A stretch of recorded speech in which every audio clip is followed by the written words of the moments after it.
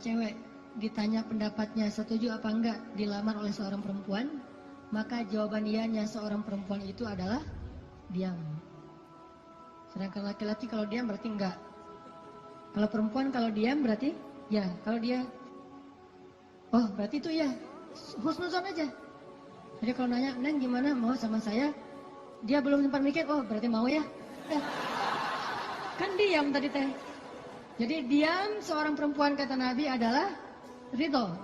Diamnya adalah ridho. Karena kalau dia tidak ridho, dia mungkin akan merespon dengan bahasa-bahasa yang baik. Atau bahasanya bukan diam, pasrah. Saya ikut aja gimana emak sama abah gitu. Ini berarti ridho. Bukan berarti dia, kamu kok gitu sih sama aku, kamu nggak sayang, nggak cinta dan segala macam gitu. Dia mah nggak akan ngomong kayak gitu. Dia diam atau dia bilang ya udah ikut aja, berarti dia ridho. Itu sifat perempuan yang sebenarnya. Pada dirinya itu ada malu. Dan malu by the way teman-teman, pada diri perempuan adalah mahkota. Makin besar rasa malunya, makin tinggi nilainya. Makin besar rasa malunya, makin besar mahkota yang dia pakai. Jadilah dia seorang putri. Makin besar, jadilah dia seorang ratu. Mahkotanya perempuan yang solihah adalah istihya, punya sifat malu-malu, nggak pakai in. Malu-malu aja, malu-malu, kemana-mana malu, malu-malu. Itu mahkotanya perempuan. Walaupun bukan berarti ketika yang ada perempuan nggak malu dia berani gitu, nggak punya mahkota, bukan. Ini hanya salah satunya. Dan tetap itu kebaikan. Kalau dia nggak terlalu besar dominan dengan sifat malu, mungkin dia dominan dengan sifat yang lain. Tapi yang jelas sifat malu ini kebaikan. Kata Nabi, kalau tidak punya malu, maka seseorang akan lakukan apa yang dia suka. Berarti malu itu sebagian dari kehormatan. Malu itu sebagian dari harga diri. Sehingga kalau orang udah nggak punya sifat malu, maka dia kehilangan harga diri dan kehormatan, dia akan lakukan apapun yang dia suka. Jadi malu anugerah dari Allah untuk perempuan. Aisyah pemalu. Saking pemalunya Aisyah, kalau lagi malu wajahnya kemerah-merahan, pink. Pink dalam bahasa Arab humairo. Pink itu humairo. Aisyah itu kalau lagi malu pink wajahnya. Sehingga kalau Nabi melihat wajah Aisyah pink, humairo, Nabi senang melihat Aisyah, oh Aisyah lagi malu, Aisyah lagi senang, Aisyah lagi tersipu-sipu, sehingga wajahnya menjadi pink. Aisyah itu seorang perempuan yang sangat pemalu, sama dengan Maryam, sama dengan Khadijah, sama dengan Fatimah, perempuan yang sangat pemalu. Coba teman-teman renungkan kisah gimana pemalunya Aisyah. Pernah ketika Rasulullah SAW sudah wafat, kan Rasulullah itu dimakamkan di dalam rumah Aisyah. Soalnya SOP para nabi, mereka dimakamkan di tempat mereka wafat, nggak boleh dipindahkan. Itu udah jadi SOP-nya para nabi itu. Jadi kalau meninggalnya di sini, ya udah di sini dimakamin, nggak boleh ke pemakaman khusus tempat lain atau pemakaman umum, nggak boleh. Jadi karena Rasulullah wafatnya di atas pangkuan Aisyah di kamarnya, maka kamar itu jadi tempat Rasulullah dimakamkan, makam di situ, dibuat kayak ruangan. Setiap hari Aisyah duduk di situ, dia buka hijabnya, dia duduk di makam Nabi sambil mungkin dia di situ ngobrol, mungkin dia berzikir, bukan sengaja zikir di dalam makam ya, tetapi dia kangen sama Nabi, duduk di sebelah Nabi, seolah-olah dia pengen mengenang waktu dulu sering zikir berdua sama Nabi sambil Nabi tidur di atas pangkuan Aisyah zikir. Bayangin. Kalau kita zikir jomblo itu duduk, beda ya zikir jomblo sama zikir orang udah nikah. Kalau jomblo zikirnya duduk, tiba-tiba ngeblak ke belakang gitu ya. Kalau udah nikah, zikirnya nggak perlu ngeblak ke belakang, zikirnya sambil berbaring di atas pangkuan kekasihnya. Atau kadang-kadang zikirnya sambil bersandar, jadi punggung dengan punggung, satu menghadap ke utara, satu menghadap ke selatan. Sama-sama memberikan punggungnya jadi kayak kursi gitu, bersandar kepada kekasihnya, zikir. Nanti pas sudah beberapa menit lihat, wah kamu 1000, saya baru 200, ngapain aja kamu kok 200, nguleng gitu ya, mikirin kamu, jadi zikirnya 200. Berarti yang zikirnya 1000, kamu mikirin apa? Saya ingat Allah. Lah kamu kenapa 200? Saya ingat kamu. Romantis dalam zikir. Artinya Aisyah tuh teringat masa-masa zikir dengan Rasul, sholat sunnah bareng dengan Rasul. Kan saya sering cerita tuh, Rasulullah kalau malam tahajud, beliau sholat tahajud sendiri dulu, nggak ngebangunin Aisyah. Kenapa? Karena tahajud Nabi itu di atas standar manusia biasa.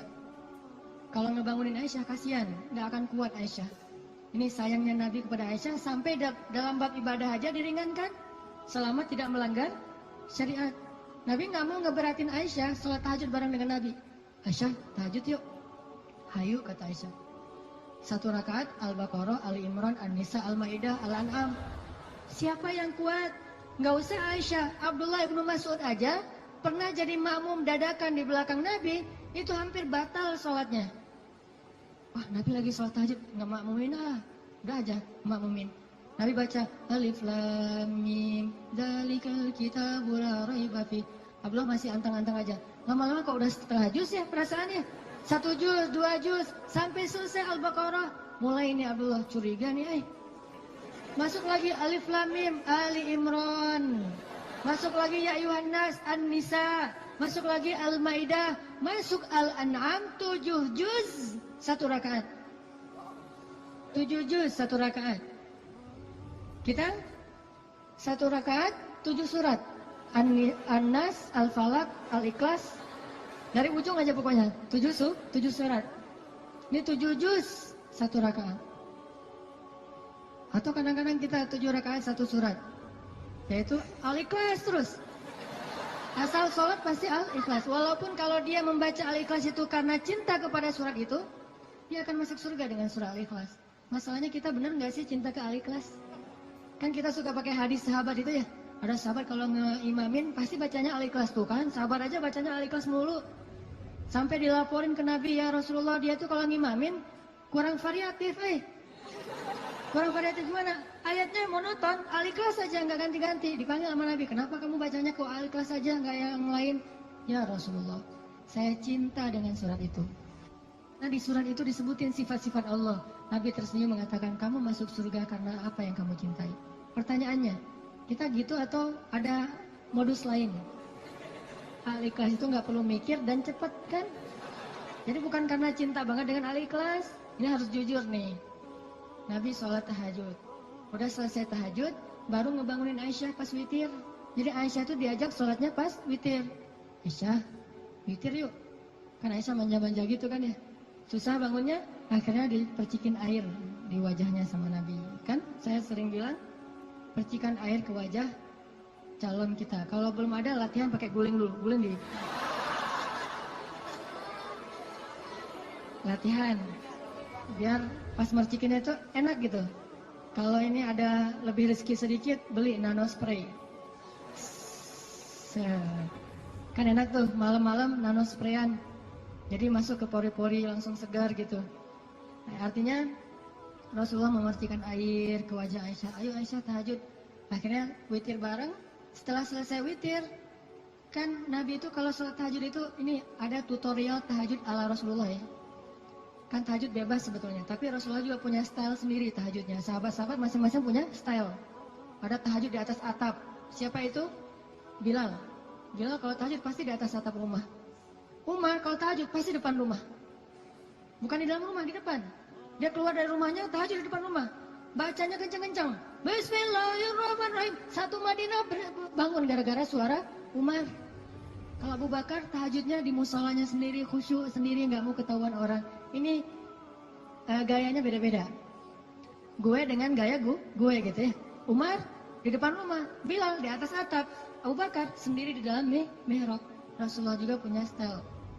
Style tahajud Nabi gimana? Beliau tidur, tahajud, witir, tidur, subuh. Jadi sebelum subuh beliau tidur dulu. Cuman tidur yang keduanya Nabi bersandar biasanya. Kalau nggak bersandar di tiang, di dinding, bersandar kepada Aisyah. Itu tahajud ala Rasulullah.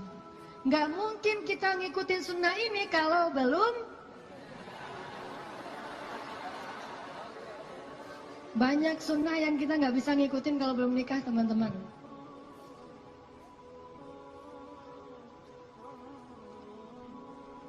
Ya, waktu jam 11.25. Sebentar lagi ya, 5 menit aja lagi. Ini kisah Musa. Lanjut ya, dipotong ya. Jadi Nabi SAW itu dengan Aisyah, kalau tahajud membangunkan Aisyah dan tidak membangunkan Aisyah, artinya Nabi SAW mengajarkan kepada kita bagaimana beliau memperlakukan istrinya, bagaimana rumah tangga beliau, yang itu kemudian menjadi kebaikan kepada Allah. Jadi mendapatkan istri untuk lebih dekat kepada Allah, biar bisa tahajud bareng. Coba bayangin teman-teman, kita pengen nikah, kenapa kamu pengen cepat-cepat nikah? Karena pengen buka puasa berdua. Bentar lagi Ramadan nih, masa puasa sahur masih sendiri kan? Kenapa kamu pengen nikah? Pengen tahajud berdua. Kenapa kamu pengen nikah?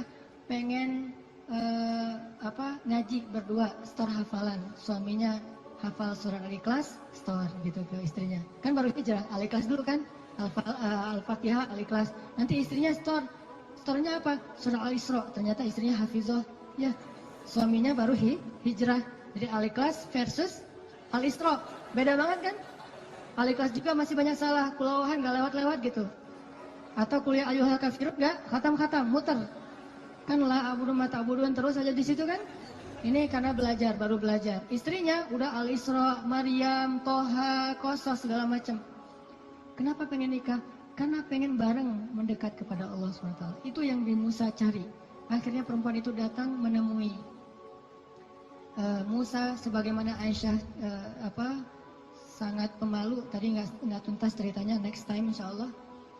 Datanglah perempuan itu kepada Musa bilang, ayahku pengen ngundang kamu dinner di rumah. Itu bahasa kita mah, di dinner atau lunch lah di rumah, makan siang gitu. Kayaknya sih dinner, udah sore soalnya. Makan malam di rumah. Oh iya, jalan nih. Tahu gimana cara jalannya? Musa di depan, cewek itu di belakang. Nggak dibalik, cewek di depan, Musa di belakang. Nggak. Etika jalan laki-laki perempuan yang belum muhrim, perempuan di belakang, laki-laki di depan. Supaya apa? Supaya tidak melihat bagaimana cara jalannya. Terus kan Musa nggak tahu rumahnya kemana, gampang, tinggal di Sherlock aja. Kalau nggak Sherlock, kitanya yang jadi Google Map gitu, jadi kayak Waze gitu. Belok kanan, turn right, turn left, after one gitu. Tinggal Musa belok kanan, belok kiri. Yang penting Musanya di depan, perempuan itu di belakang. Dan itu etika yang luar biasa. Sehingga perempuan ini menyimpulkan, laki-laki ini selain kuat, ternyata amanah, nggak caper. Gak sok-sok dekat gitu kan, kita lagi di perjalanan, daripada kamu diganggu orang biar aku jagain. Enggak, Musa itu orang yang sangat amanah. Jadi kalau belum nikah aja dia sangat jaga, jangan sampai membuat perempuan ini tercela, apalagi setelah menikah. Sampai di rumah, cewek ini ngomong ke ayahnya, ya abah, bapak gitu ya, ya abati. Itu laki-laki itu kuat dan amanah loh. Kalau ayah butuh pekerja, kayaknya dia yang paling tepat jadi pekerja di rumah kita. Ini sebetulnya kode. Perempuan kalau ngomong dengan bahasa kayak gini, berarti dia perhatian. Kalau dia udah bisa menyimpulkan, dia kuat, dia amanah, dia tepat sebagai pekerja, berarti dia perhatian. Kalau enggak, dia nggak akan ngasih komentar. Ayahnya paham. Ini bahasa elegan orang zaman dulu. Kalau sekarang kan, ya pengen nikah, gitu kan vulgar kan ya. Kalau dulu kode tuh, ya itu kayaknya cocok bekerja ke kita. Kata ayahnya, oh ya nanti ayah bicara sama dia. Ayahnya bukan menawarkan Musa bekerja, tapi menawarkan Musa nih nikah. Saya akan nikahkan kamu dengan salah satu dari putri saya. Terserah kamu yang mana yang kamu sukai. Maharnya bekerja kepada saya selama 8 tahun. Akhirnya Musa pun menikah dengan salah satu dari 2 perempuan itu. Dan perempuan inilah yang mendampingi Musa untuk berdakwah di Mesir melawan Fir'aun. Dan inilah kisah yang luar biasa. Nabi Musa mencari cinta itu untuk lebih dekat kepada pemilik cinta. Nabi Musa mencari cinta makhluk agar bisa mendapatkan cinta Allah Subhanahu wa Ta'ala. Bukan justru ketika ngedapetin cinta makhluk kehilangan cinta Allah. Ini namanya fokus. Teman-teman, pesan moral ketiga berarti adalah apa? Setelah sawa as-sabil, banyak berdoa. Yang ketiga adalah jadilah seseorang yang menyempurnakan hubungan kita dengan Allah dengan cara menikah. Itu maksud Nabi. Setengah dari agama itu adalah setelah kita menikah, kita sempurnakan. Gimana sempurna? Tadi itu tilawah sendiri jadi tilawah berdua. Buka puasa sendiri jadi buka puasa berdua. Tahajud sendiri jadi tahajud berdua. Bahkan ada ibadah yang kita bisa dapetin setelah menikah yang nggak mungkin didapetin kalau orang belum menikah. Ibadahnya simple. Ngapain? Goler, tidur di atas sofa sambil ngelihat istri kita rempong lalu lalang, itu pahala. Jadi gini aja. Itu sholat sunnah loh. Kalau yang belum nikah hanya bisa mendapatkan pahala itu dengan cara berwudu, sholat sunnah 2 rakaat. Yang udah nikah nggak perlu berwudu, nggak perlu sholat sunnah pun tetap dapat pahala sholat sunnah. Dengan cara apa? Pandangan suami kepada istrinya yang penuh kasih sayang, bagi dia adalah pahala ibadah. Jadi cuma ngelihat doang ibadah, tersenyum ibadah, kecup di keningnya. Bayangin, Nabi itu habis berwudu mengecup Aisyah. Bisakah kita melakukan itu kalau belum menikah? Ngecup apa? Habis wudu, cium Aisyah ke masjid. Wudu, cium Aisyah. Ini salah satu dalil dari mazhab yang mengatakan sentuhan suami istri tidak membatalkan wudu. Walaupun nanti ada dalil yang mazhab yang lain, Allahu a'lam. Ini mazhab. Tapi Nabi beberapa kali habis berwudu kecup Aisyah ke masjid. Wudu kecup Aisyah. Jadi kalau udah Nabi wudu, Aisyah udah siap-siap tuh. Para istri, kalau suaminya lagi berwudu, maka siap-siaplah kalian, karena sebentar lagi dia akan ke masjid dan lupa mengecup gitu. Biasanya kalau habis wudu Nabi itu ngecup istrinya, dikecup di keningnya atau di pipinya ke masjid, kecup kening pipi ke masjid. Itu sunnah pahala yang tidak didapatkan kecuali dengan menikah. Setengah dari agama itu ada di dalam pernikahan, sisanya ada dalam status jomblo. Setengah-setengah lah ya. Jadi kalau mau utuh, pernah mengalami masa jomblo yang berat gitu, derita jomblo, kifarat dosa kan ya. Setelah itu nanti mendapatkan setengahnya lagi setelah saya terima nikahnya Fulanah binti Fulan dan seterusnya. Itu teman-teman, maaf nggak tuntas cerita musanya. Insya Allah nanti dilanjutkan di kesempatan yang lain, bisa lewat streaming mungkin atau dalam kesempatan-kesempatan yang lainnya. Barakallah. Assalamualaikum warahmatullahi wabarakatuh.